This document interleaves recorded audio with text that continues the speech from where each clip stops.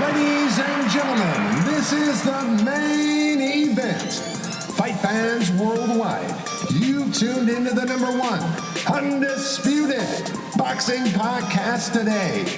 This is the Boxing Breakdown.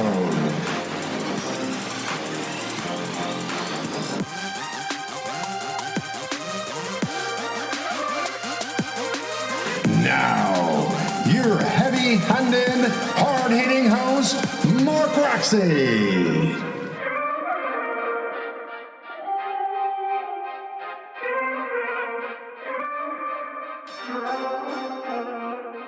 All right, fight fans. What's going on? Welcome to the Boxing Breakdown, and I'm your host, Mark Roxey. Super excited to be here again today. Thank you, God, for another day. And we have an amazing show again today. I am going to have on the program Mr.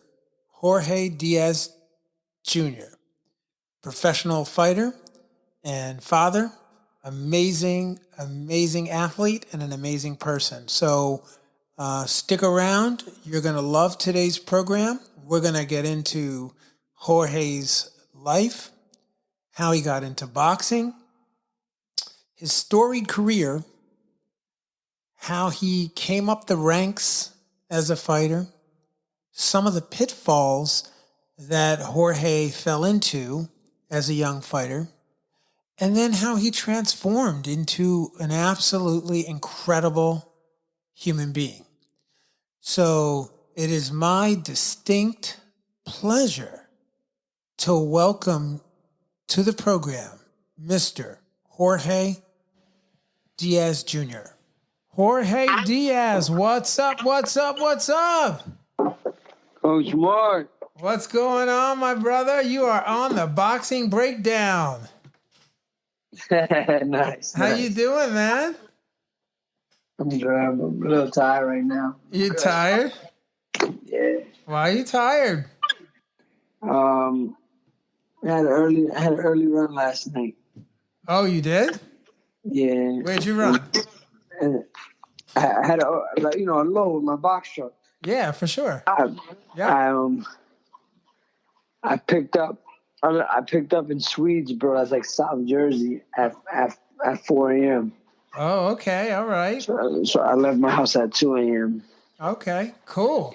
So what's going on with you? Nothing much. Just, being a dad, operating a business. That's what's up right there. Operating a business. I'm just so delighted that you're on the Boxing Breakdown. I'm so happy you're here. And, I really, I just wanted to share with, boxing fans and people that are out there. What are you doing? What are you doing? Drinking water? Oh, yeah, you can hear that? Oh, my bad. I was pouring some water in the glass. You're crazy, Diaz. You're crazy. Yo, you're on the air, bro. I'm gonna sit down. Okay, I thought you were actually I thought you were in the bathroom for a second there. I was like, yo, is he going to the bathroom? No. No.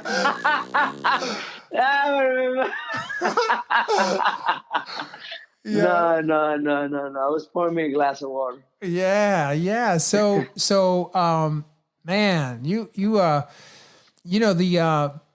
boxing fans and the people out there that follow your career or follow you, or maybe they don't follow you and they're going to get to know you pretty good is, you're up to some pretty amazing things these days.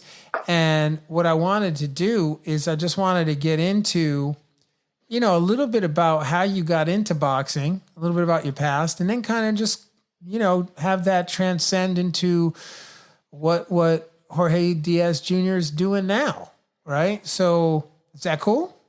Yeah. So I think a lot of the listeners out here don't know how you got into boxing, and So maybe you could just give us a little bit of your background, how you first came to boxing and where you came to boxing, just a little bit about your background.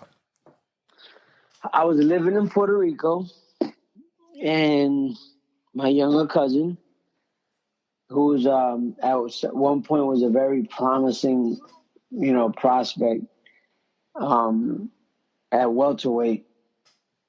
He was boxing at a gym, and my uncle brought me to the gym. I went to one of his fights, and then after that, I wanted to box, and it was at the same time that Tito Trinidad, was around. Like I remember, like he had just fought Oscar de la Hoya and just had beat him. Wow. Yeah, so that was like, so you were growing up, you were coming into boxing when Tito Trinidad was fighting. I would presume Hector Macho Camacho was in the game at the time. Oscar de la Hoya. I think maybe Mayweather was just getting fired up, right?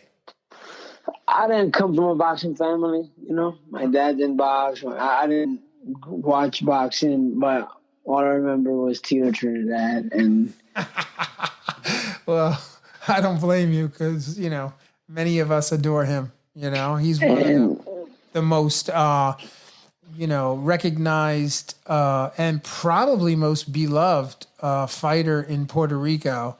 If not the most beloved. I mean, I would argue that, but certainly the top 5 of all time. in my time, he's probably like the one. Sure. Everybody loved him. I remember like it would be a big deal when he would come back from fights to PR. What was Everybody. What was it about Trinidad that you liked? What was it that caught your eye? I was young, so I think I think I was just more influenced. He just seemed real, that's the way it occurred. That's the way it occurred in the outside world. But like I met him a few times, and my experience was a little different. But growing up, everybody loved him. Tito Trinidad, Right. Yeah, for sure. So it was just straight. He didn't have to prove anything. It was just respect. Everybody loved him. He's Puerto Rican, and that's it. You gotta love him.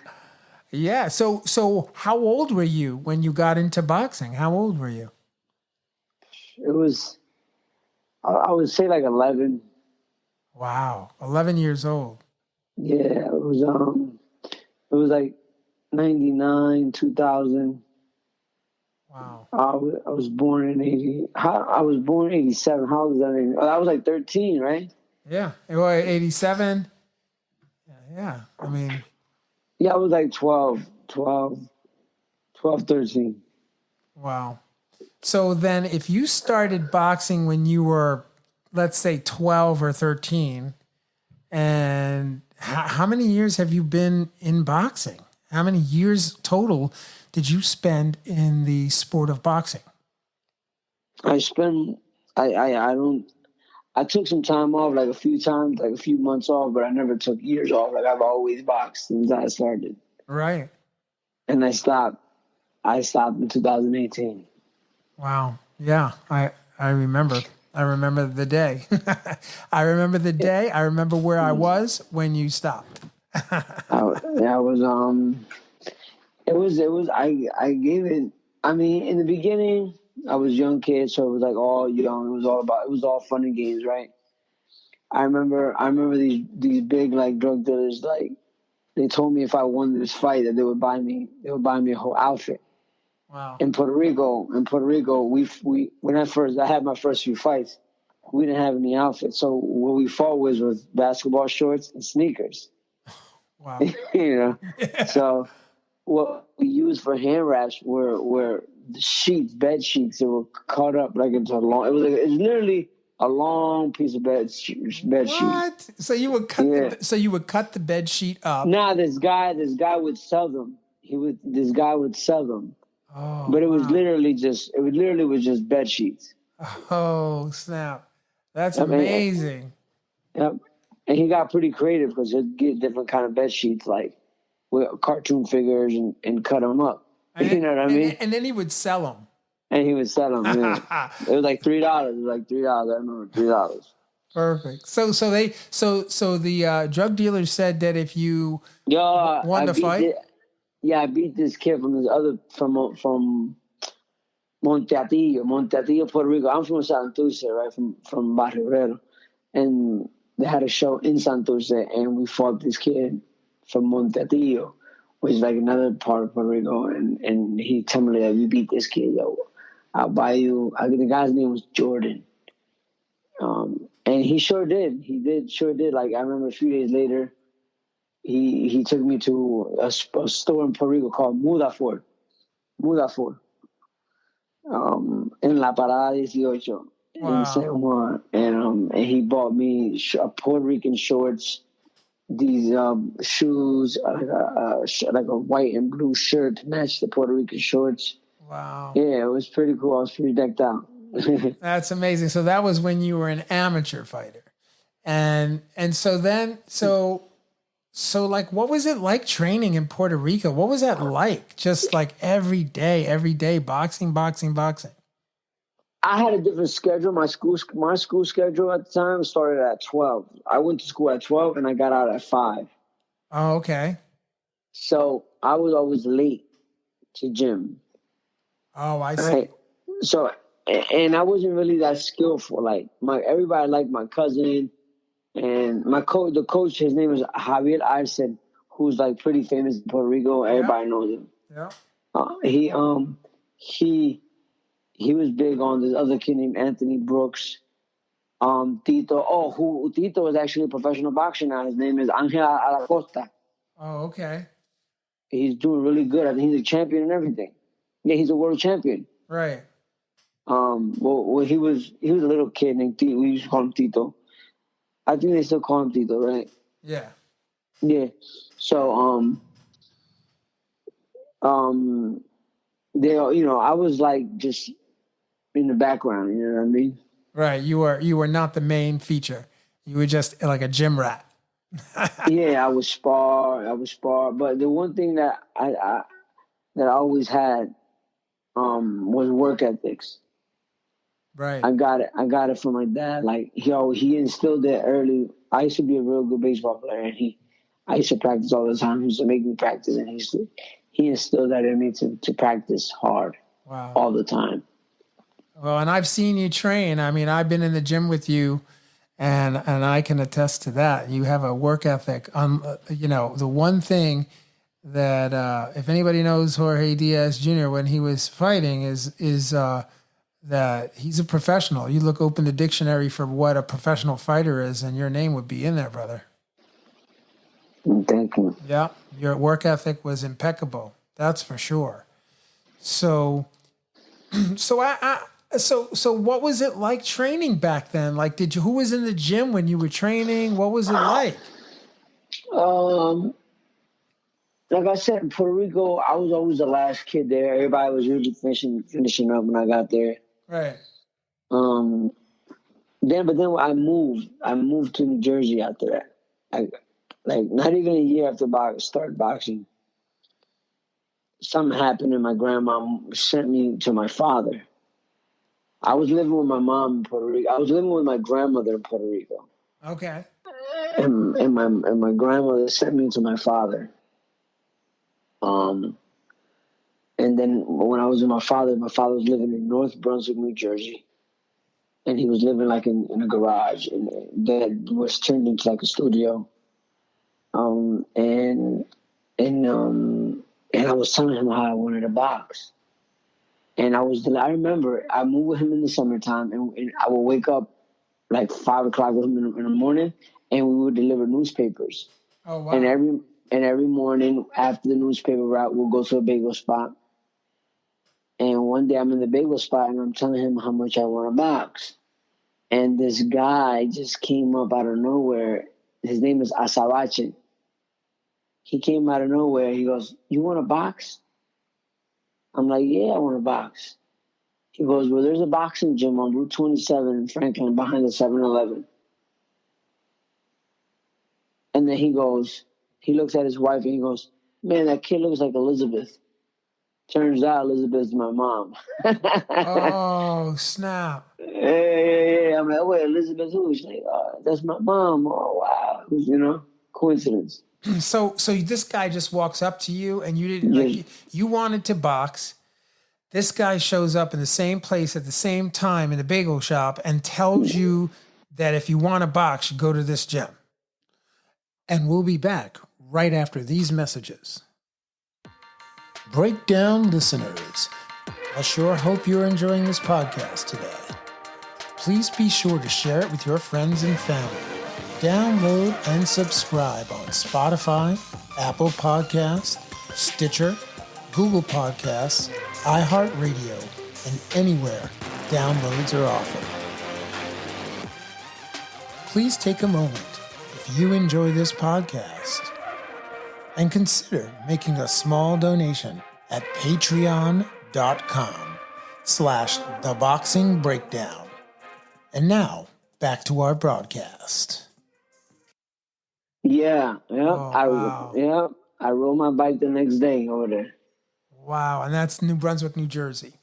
Nope, that was in Franklin Township. It was like a really uppity up boxing gym. It was really called Dynamic Duo. It was really a karate place Okay. that had a boxing gym in it. All right.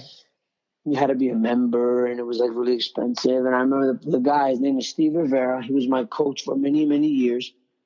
He said you can't come in here. I'm like, oh, I just want to hit the bag. He's like, no, you can't come in. Oh, wow. I'm like, oh, but I want to box. He's like, oh, well, all right, well, come tomorrow. Meet me tomorrow here at this time. I'm like, all right. So I guess he got permission or something like that. And the next day we met up and we did pads. And once he did pads with me, he saw that I could fight, Yeah. So he's like, all right, well, look, this gym is too expensive. So he started taking me to South River, Knights of Columbus boxing gym. Right. I think they're still around, aren't they? No, they're not. They closed down. Okay. Actually, Knights of Columbus is in New Brunswick now. Okay. That's John Salaji. Oh, that's John Salaji, sure. Yeah. What's So up? John, Shout out to New Brunswick, John Salaji. What's up, brother? Shout out. Yeah, they were always very good with me, man. There's a guy who ran that place. His name was Dennis. He passed. Yeah. But Dennis, I remember Dennis told John, like, he seen how I worked hard and that I wanted to box. He told John, I remember, this kid gets 2 bottles a day and he doesn't have to pay. Yeah. So then I was going there with Steve every day and we fought I had my first New Jersey fight, like a real fight. It was like on the books. You know how they have the book here in New Jersey? Sure. And Puerto Rico is not like that. It's just, you just fight. No one keeps record. Yeah. So I had my first fight at Knights of Columbus. Wow. Yeah, Puerto Rico's a different, it's part of the U.S., but certainly when it comes to boxing, it's like a different world. And, here in the United States, particularly in New Jersey, the sanctioning, the LBCs in New Jersey, they got to have books. Everybody's, it's very organized and very well put together versus not, You want to hear a fun fact? Yeah. My first fight, Harold Davis. Okay. You know Harold Davis? Yeah. He worked my corner in my first fight. Wow. How many? Go ahead. No, and I won by, I stopped the kid by listening to him, by throwing the right hand to the body, left hook up top. And he's like, he said, don't stop doing it, just keep throwing that. And how many amateur fights did you end with before you turned pro? How many fights did you have? In the United States, I had like I think it was like 108 fights. Wow. No, 104 fights. 104 fights. I was 90. I had 92 wins and like 12 losses, something like that. 92 wins and 12 losses. Yeah. That is incredible. So you turned pro. So actually, before you turned pro, you did some national tournaments, right? You got some. Tell me about your storied amateur career, the end of it. Yeah, I did the Golden Gloves in New Jersey. That was like the first tournament. The Diamond Gloves. We won all those. I remember this is when I kind of had like a little falling out with my coach Steve. Like I had stopped going to the gym for a few months, and then I came back, and then he's like, "Oh, this weekend we're having the state championships in the gym," and I'm like, "I'm gonna sign up." And he's like, "All right." I ended up winning, right? Right. I fought like 2 fights. I won. I fought Saturday, Sunday, and then so I advanced to the regionals, and I only had like maybe I forgot, like maybe 10 fights or 9 fights, and he was telling me that I shouldn't go to the regionals because the kids over there are more advanced. They have a lot more experience. They have 50 fights and stuff. Right. And I don't know where I developed this, but my parents were good parents. They were nice people, but I just didn't like to listen, So I was like, no, I'm gonna go. I won. I earned it. I'm gonna go. Wow. And I went with the New Jersey team, and I won. I won the regionals. I remember it was a big upset. I fought this kid. I forgot his name. He was like a big prospect kid, black kid from Rochester, New York. Right. And I beat him, and I beat another kid, and I advanced to the national. So I came back with the regional title, and my coach was like, "Oh, blah blah blah blah." He told me the same thing about the nationals, and I went. So I said, "I'm going." And he went. I went without him. Of course, he didn't go with me. Right. So I went, and I fought like 4 times, and I got to the finals, and I lost in the finals. So that year I got ranked like second in the nation. Wow. Yeah, it was, and then it was cool. It was really cool experience. It was in Brownsville, Texas, the Nationals. Brownsville, Texas, and so then you decided to turn pro. No, I was young. I was still a young kid. After that, I fought. When I decided to turn pro, I was like 18 years old. I had went to the Golden Glove Nationals. At this point, people were talking about turning pro, but at this point, I was really in the streets. Really, when I say in the streets, I mean I was selling drugs. So that was my main focus, just making money, right? And I would go to the gym, but I did go to the gym every day. Like 5 o'clock came, and I would leave the block, and I would go to the gym, no matter what, always. And boxing was just a part of my life, so I had to keep doing it.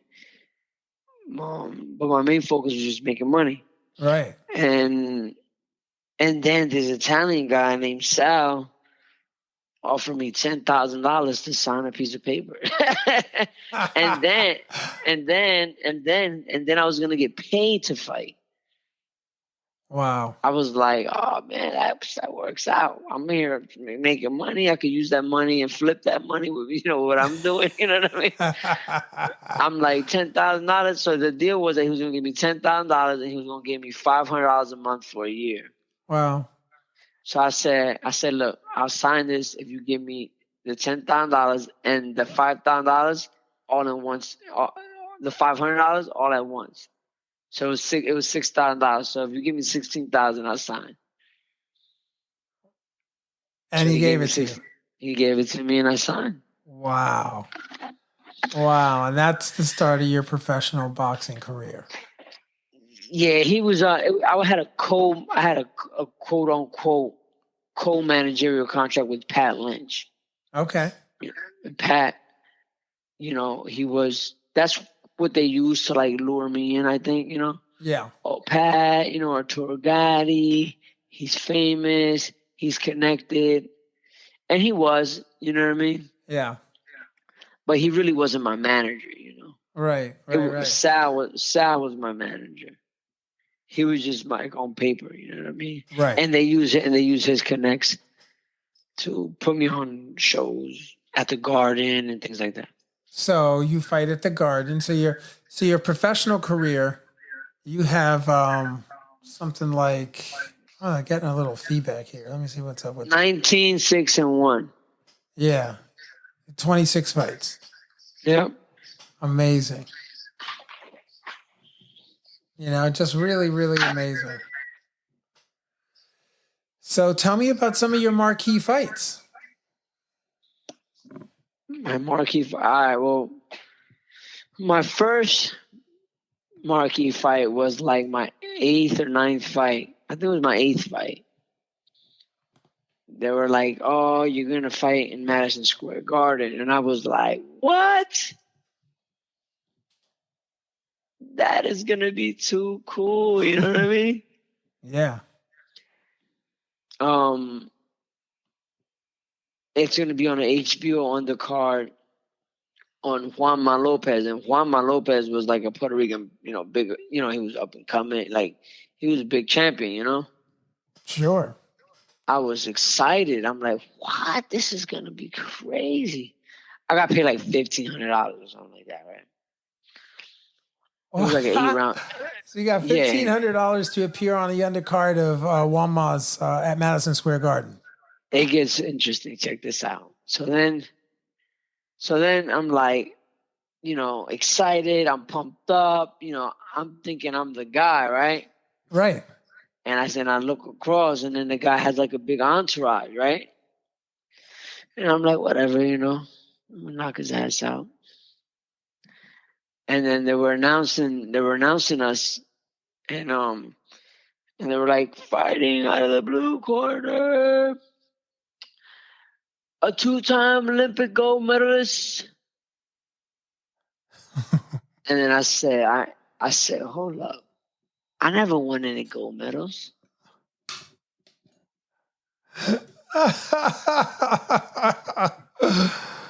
I was so confused. I'm like, no, wait. He made a mistake. I never won any gold medals. Jan Barthelemy. Oh, shit. I'm fighting an Olympic gold medalist. I'm fighting a 2-time Olympic gold medalist at the Garden. That's hilarious. So for $1,500. I was like, holy shit. So here you are at Madison Square Garden, right? You're fighting for $1,500 and you're fighting an Olympic gold medalist. Yeah. Dang. And I had got sick. I remember I had got sick. And my girl was like, you shouldn't fight. I'm like, I'm not going to turn the Garden down. It's going to be crazy. I'm going to beat this guy. I'm like, I was so brainwashed that, like, I'm the guy. You know what I mean? Yeah. But in reality, they were just finding this guy an opponent,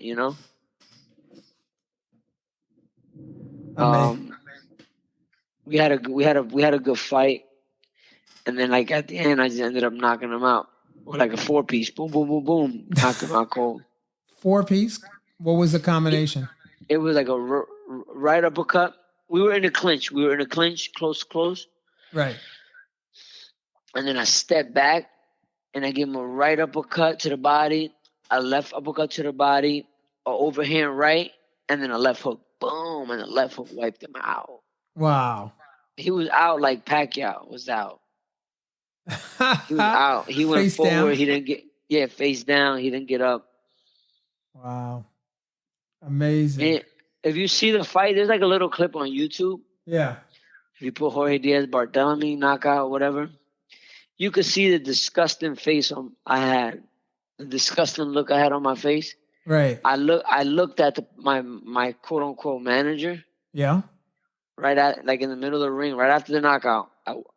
I went to the neutral corner and I just looked at him, and then I just lit my throat like I knocked his ass out. Fuck y'all, you know what I mean? Yeah, because that could have been the beginning of the end, or the end of the beginning. it was, anyways. They just got to make more money. Right. The next fight, because then 2 fights after that, They put me with Alejandro Lopez, 18-0. Oh my goodness. Yeah, I ended up beating him. I dropped him like 4 times. Yeah, I think he was 16-0 when you fought him, right? He might have been six. I think I think it was 16 and six. 0? Yeah, 16-0. 16-0 when you fought him, and you beat him, right? Yeah, I had a unanimous decision, and I was still being such a knucklehead. Like I remember the night before, it was me, some of my friends that were there. This was in Key West, so this was a big deal. So we all flew to Key West, and some of my friends came with me. Um, um, and we were having like a party, like not a party, but we had ran into these girls the night before. Oh It was boy. crazy. Yeah, we were in the room. It was bad. It was bad. It was bad. How bad was it? It was bad. It was bad. Like you don't do that. Like that. That's not what you're supposed to be doing. Like I was. That's not what you're supposed to be doing. You know what I mean? For sure. That was early Diaz. That was early Jorge Diaz Jr., right? That was I wasn't. Yeah, I didn't take I didn't take professional boxing really seriously. I was making money. I was making a lot of money in the streets. right. So boxing was like a thing. You know what I mean? So boxing was like pennies. Pennies Yeah, on a I dollar. made so much more money. Yeah, I was bringing so many people to my fights, and that's because like all the people that I knew from all my customers. You know what I mean? Right. Um, that's how I was selling so many tickets. Wow. So a couple of fights at you fought at Yankee Stadium, right? You fought Jae Song Lee.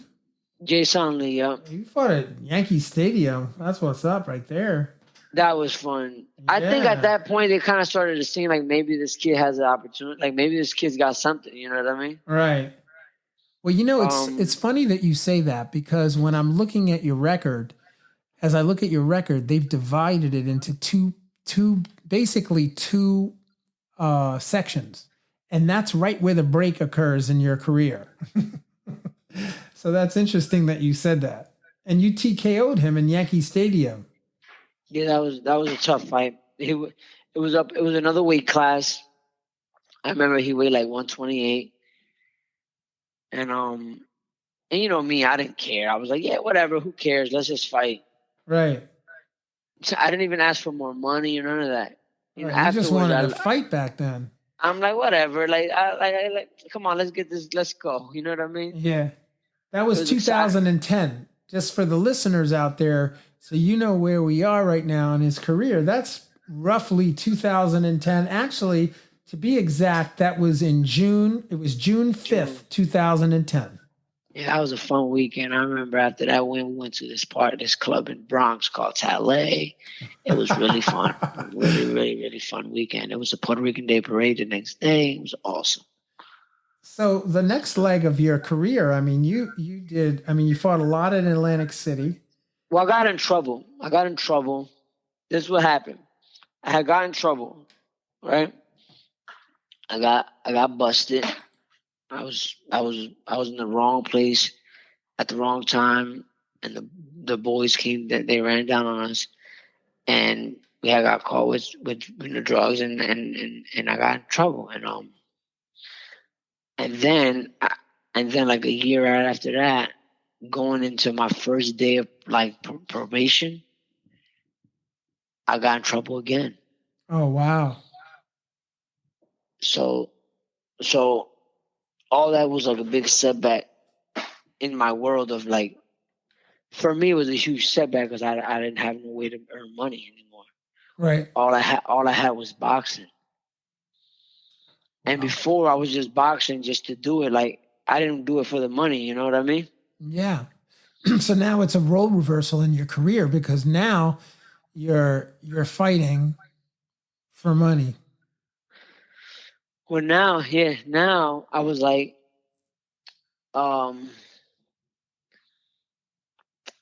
it was the Tion Kennedy fight, um, and I lost that fight. Are you lost? That was in 2011, right? Oh my God, that was so much drama for that fight. So it turns out, like, in the middle of my training camp, I found out that like my manager was talking to my mom. He was dating my mom. Oh man. I'm like, what? Oh. Okay. Yeah, it was like that. It was that type of thing. You know what I mean? I'm like, what the Wow. fuck? Yeah, that Yeah, could send you reeling. in the middle of my training camp. So I'm like, meanwhile, I had a fight with this guy, with my manager. I had to negotiate with my manager for my purse. He wanted to offer me $6,000 for a 12-round fight. For $6,000 for a 12 for a round fight. 12-round fight, for a 12-round title fight That's at the Atlantic City Convention Center on a like an HBO undercard, and I was like right before TV. yeah, that was for the USBA, right? The Yep, USBA super bantamweight title. $6,000. I'm like, come on, bro, you serious? What? Yeah. If So you look at my career, they didn't move me right at all. Like I fought a whole bunch of 4-rounders, a whole bunch of 6-rounders, yeah, and then I did an 8 and a 10 and a 12. yeah, I could see that. I saw that years ago. I noticed that. But so then let's I think this is probably a good time to talk about the entrance of a new coach, right? A new coach comes into your life. Well, nah, it was a lot more like so. So what happened after the fight? After the Tion fight, I lost. Um, Things happened. I didn't trust my management. I started to fight them. I wanted to get released. Um, Wow. they sat me for like 2 years. I didn't, and I was. I met this guy named Cooper. Who was, he had very good intentions. You know what I mean? Yeah.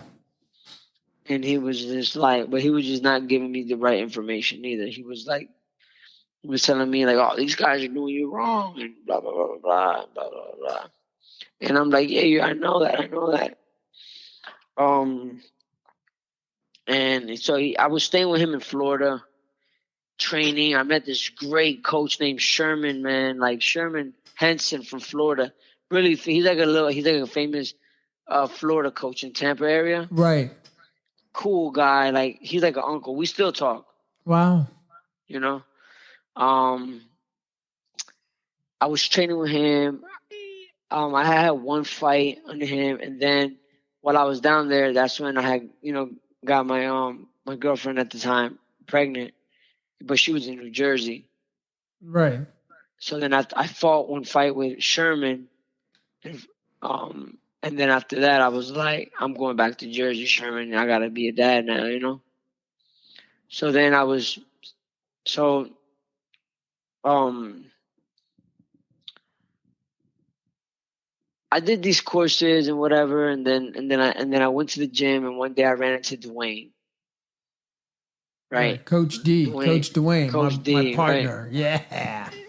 Okay. So so I knew Dwayne since I was an amateur kid. Dwayne knew me since I was an amateur kid. In fact, Dwayne used to coach with this guy named Cliff. Cliff was a coach of mine. Right before I turned pro, um, he was gonna be my coach, and kind of guide my career. But then Cliff died, Oh wow. right? So I was like kind of on my own again, and then and Dwayne, he would call me from time to time and basically just straight criticize me, right? Right. Yes. And I got tired of it. I stopped answering his phone calls.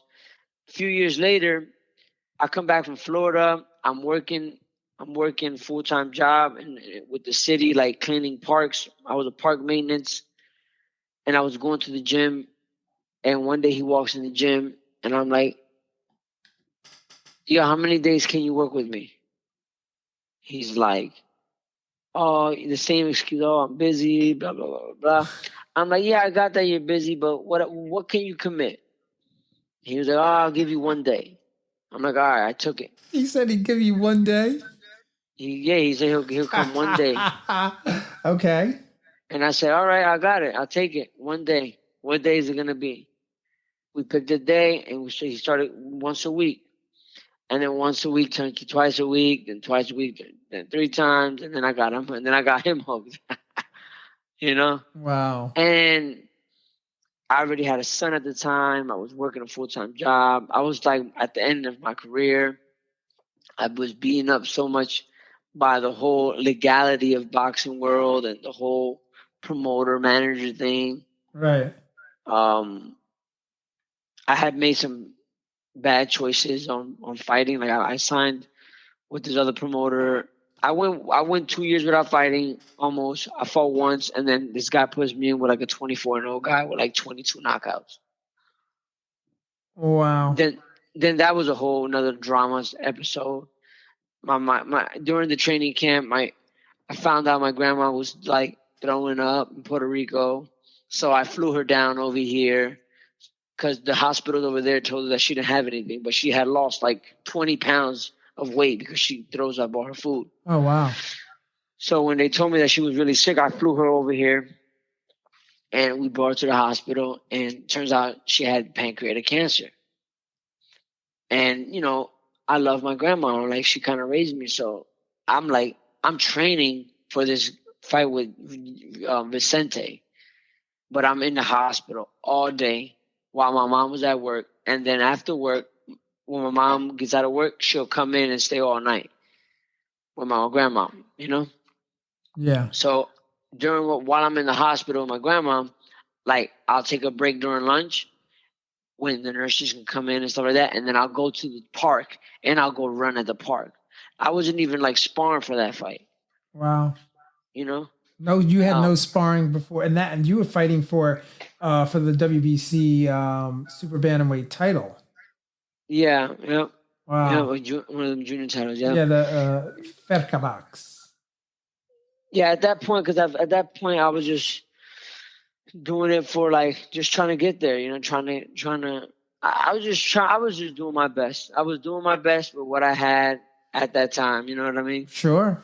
Yeah. And lack of guidance and and poor choice making. So Yeah. And so, if you could just right there on that moment, if there's something that you could impart to the young fighters out there that are coming up about choice making in the professional ranks, what would it be that you would say to a young Jorge Diaz Jr.?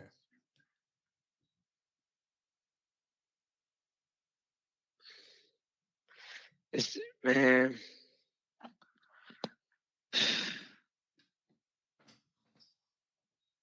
You know what I was thinking about this today. Um, my problem was that I really wasn't able to just give up. I didn't trust anybody. You know what I mean? Yeah. I didn't trust anybody, so I was trying to micromanage my own career. You know what I mean? While I'm training.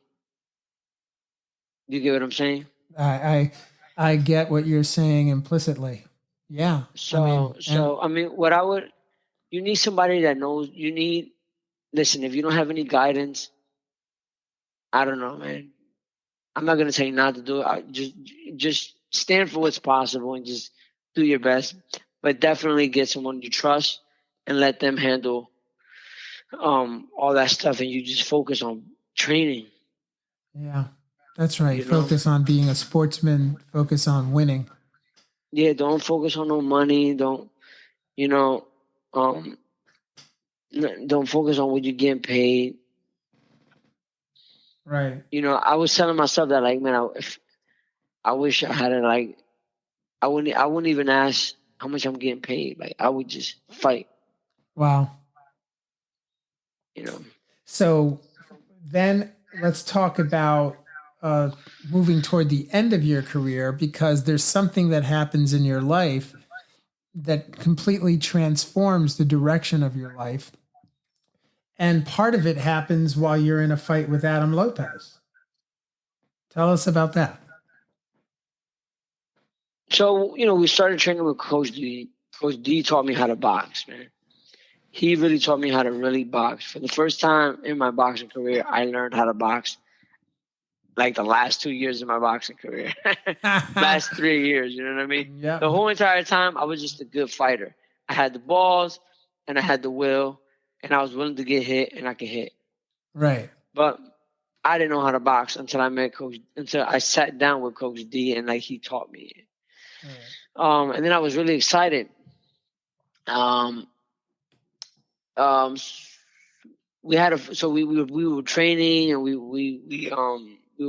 had got this fight offer to fight Adam Lopez, up and coming prospect. I think he was like 12-2 or 12-1 or something like that. He had like a lot of knockouts. I think he had 12 wins and like 9 knockouts or something like that. And we took the fight because it was going to be for a little title fight, you know? Yeah, it was for a little title fight. It was for the WBC, again, the super bantamweight title. Yeah. It was the vacant WBC super bantamweight title.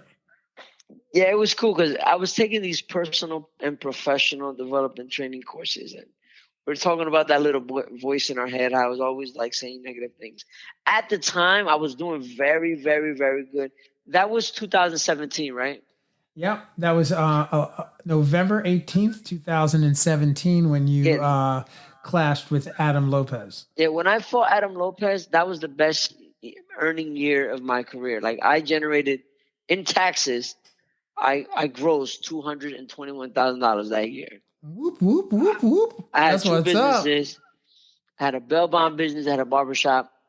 And while I was operating both of them and being a full-time dad, I was training twice a day. Wait, say that again. How much was that? How much did you gross? In 2017, I grossed $221,000. Oh, I'm giving it up for you. I almost did a quarter mil. Yo, that's incredible. Yeah. With no school, I had a bail bond business and a barbershop. Wow.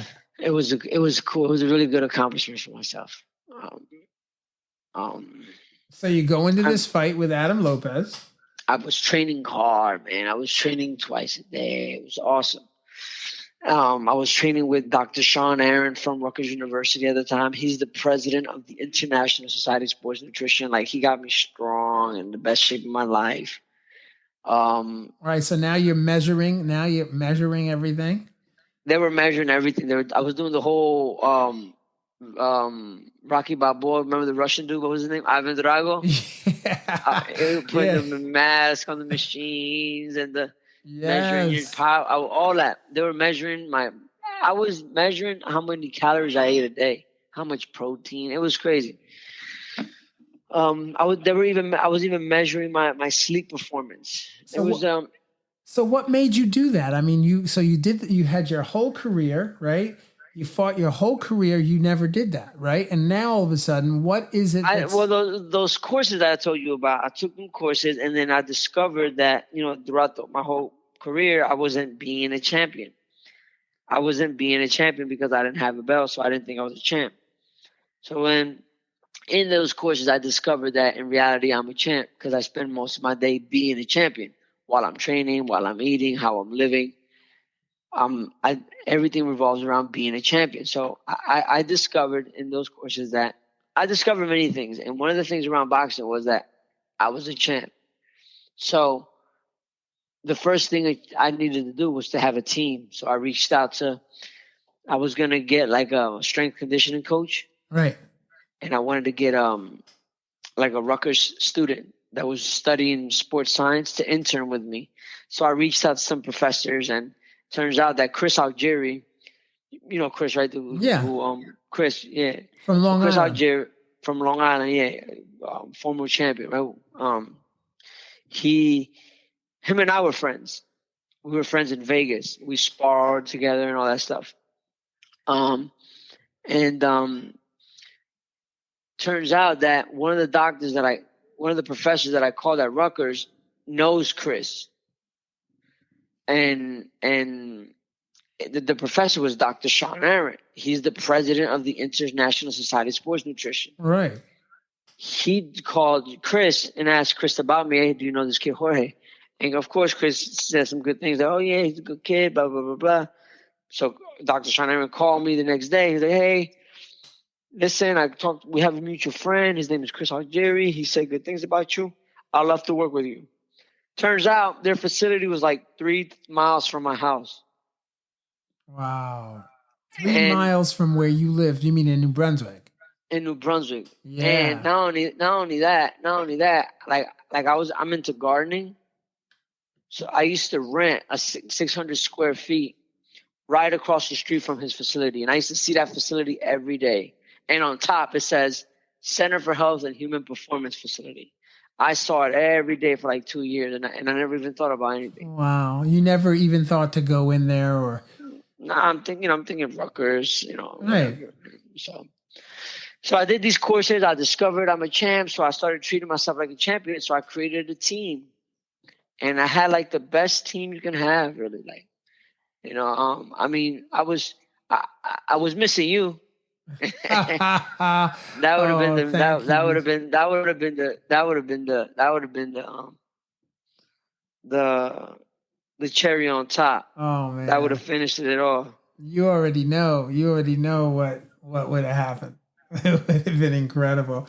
And I miss being there. I definitely miss being there. But I want you to walk the listeners through what happens when you step in the ring with Adam Lopez. Oh, so bell rings. We're all confident. We have a crazy game plan, right? And first round goes the way we want it to go. Second round, like the first 10 seconds, I get dropped. Wow. I get dropped, man. I got too close. I get caught with a left hook. I go down. And of course, my head, your brain just starts saying all these negative stuff. More for me. Like what? And the things that my brains was saying was like, why the fuck are you still boxing? You are making so much money. Why are you still doing this? Like, why you got businesses? Your son is here. Your son's gonna see you lose now. He's gonna think you're a loser now for the rest of your life. This shit hurts. You've been doing this too long. The whole entire second round, I'm fighting, and in my head, I'm fighting two people. I'm fighting Adam Lopez, and I was fighting my identity. Like, just stop. And then I remember, because of the training that I received in those courses, I sat down after the bell rang, and I told my thoughts, and I told my feelings. Thanks for sharing. So you're like, hey, thoughts and feelings. Thanks for sharing. Yeah, all that was going on, and I was able to just acknowledge it. Like, I was able to see it. Like, oh yeah, that's my thoughts. I sat down. I remember Coach saying, "How are you feeling?" I said, "Thanks for sharing." He said, "What?" I said, "Never mind, Coach. What's next?" And then he gave me instructions, and I followed it like a T, and we won a unanimous decision. Wow. And then so you win in 2017, November 18th. You win. That was a good year. Now thinking about it, I won a title. And I made the most money. Yeah, you made the most money. You're balling in the money department. And then on top of it, you win the World Boxing Council Super Bantamweight title. Yeah, it got me ranked like top 10 in the world. It doesn't get any better than that. Oh my God. But I didn't have a promoter, so I didn't fight within 6 months, so I lost the title. Right. Lost the ranking. And it's literally, for me, it's been, I remember it was in a little small casino in Atlantic City, the Claridge, Yeah, the Claridge Hotel in Atlantic City, sure. And it was it was non-televised. Listen, they didn't even have a belt for me at the fight. Like, they didn't think you were going to win? No. I had to wait 2 weeks for it to arrive in the mail. Oh my gosh. That's one of the things that it's like a missing for me. I wish I would have had a picture in the ring with the belt, after the fight. You know what I mean? Right. Yeah, that was shame on them. But let me tell you, man, that was fulfilling. Yeah. And then we try to get fights the whole year after that. with other people, and it was, hit or miss. Nothing ever came through. And then I caught this one fight with a year later, a year and a month later, I caught a fight with Arnold Kagai, and it wasn't my night, man. I had got sick a few days before, real congested. It wasn't my night. And I was with you for that camp. I was with you there for a lot of the training there leading up into that fight. So, I mean, I was working with another fighter on the same night in a different area. And so I wasn't able to be there with you, but my heart was with you and I wanted to be there. You know that, right?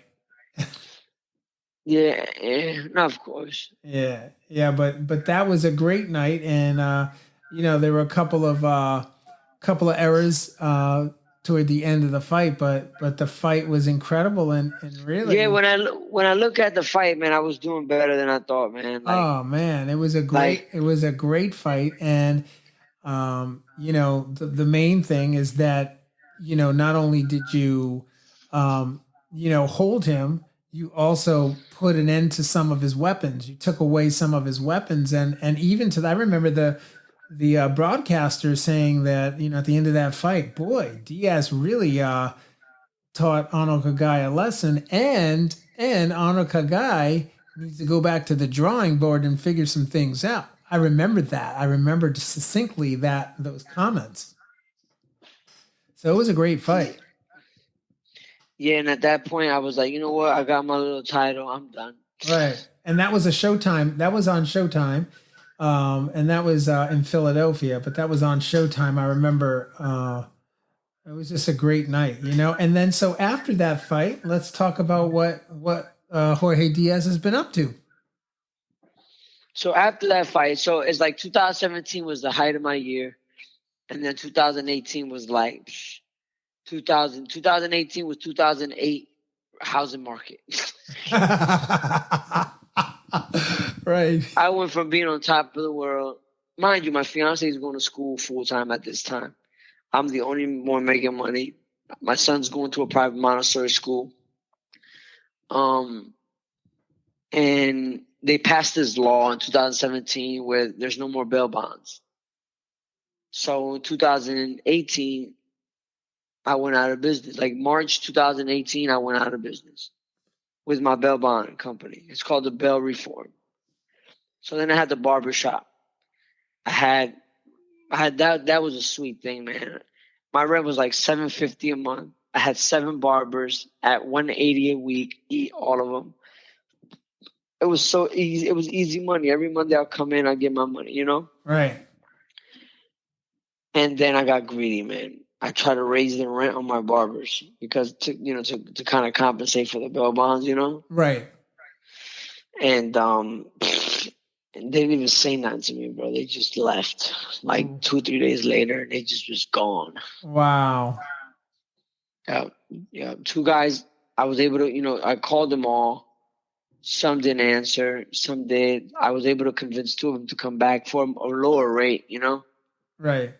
And those 2 kind of held me by to pay the rent and make a little bit of money, and then I was able to sell it. I was able to sell the shop. So then I took that money. I sold the shop October 2018. And then I fought like November, I think, of 2018. Yeah, it was November 16th, 2018. So all I had, man, was the money from the fight, the money from the shop, and no income. Oh man. My rent was $1,700 a month. My son's school, $500 a month. So I was like, okay. Thanks for sharing. What's next? yeah, that's what I was doing. It sounds simple, but it wasn't that easy. You know what I mean? Because your thoughts. I thought all sorts of stuff. You know what I mean? Right. I thought about going back to the streets. I'm like, I could just do that. I'm like, man, I don't want to do that. My son, you know what I mean? Yeah. I'm like, maybe it's a good idea. My girl's gonna graduate next year. Maybe she can just go back to her mom's. I can just go back to my mom's and the projects. I'm like, yeah, but if I go back to my mom and the projects, I'm gonna get into trouble. Like, nah, I don't want to do that. I don't want to break up my family. And I just took a chance and just got into a business I had no experience in. I just knew that if you had a truck, you could make money. Right. And I bought me a truck. Got a registered DOT, MC number, and started making lemonade. There we go. And now This month I've grossed. This month is disgusting what I gross. that's awesome. Jorge Diaz, listen, that is incredible. Your story, your journey in the amateurs into the pros, and all that you've been up to in your life is incredible. And what you're up to now is even more incredible. And the kind of the human being that you've turned into, that you have transformed into, is just outstanding. And I'm honored to know you, and I'm honored to call you my friend. And I just can't tell you, how highly you are regarded in my household. Thank you. I feel it's mutual, Coach. I told Coach Dwayne, man, that belt and meeting Coach Mark was worth sticking around for 2 years. Oh man, Yeah. Thank you. Yeah. Yeah, that touches my heart when you say that, bro. It really does. And so I think that's about all the time we have this time. I just want to once again thank Jorge Diaz Jr. for being on the Boxing Breakdown today. And I hope you guys have enjoyed the program. And hopefully you've gotten lots of great information out of it. I certainly love talking to you, Jorge. And until next time, I'll see you guys on the other side. Peace and love.